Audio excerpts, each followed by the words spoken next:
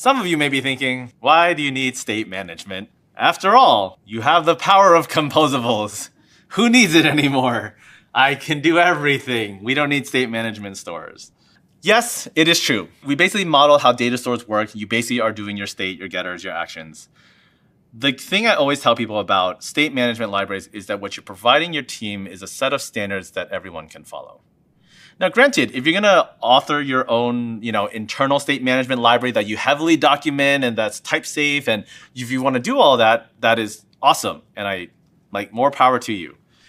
But one of the things that things like Pinia does allow us to do is the fact that you have these full-time open source maintainers who are basically trying to create especially within the Vue community, they're very motivated to create the best UX they can give you.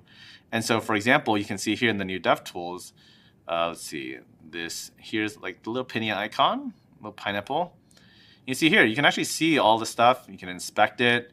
You can even modify it if you need to test anything. Save it down. It can even track the timeline in terms of mutations. So I believe if I went in here and changed this, let me hide this real quick, update task. I think I know why, because that one's not connected yet. But you can see here, basically, you get a lot of this work for free.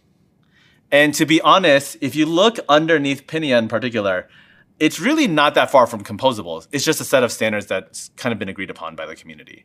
So if you're worried about bulk and that kind of stuff, Pinia has already, unlike for those of us who were in the Vuex days, the Vue 2, that was heavier, because a lot of times you had to do a lot to manually optimize the performance of it. So back then, a lot of people would use global stores, basically one big store, and they would chunk out small stores. But what they didn't know was that all the stores were being lumped in together. So anytime someone loaded something, they were loading. It was the whole ask for a banana, get the rainforest kind of thing.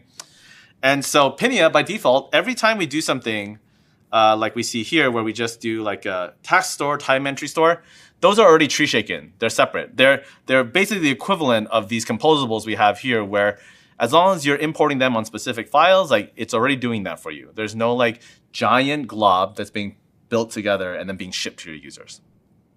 And so for that reason, I find that generally speaking, state management libraries are helpful for especially large teams that need some standards.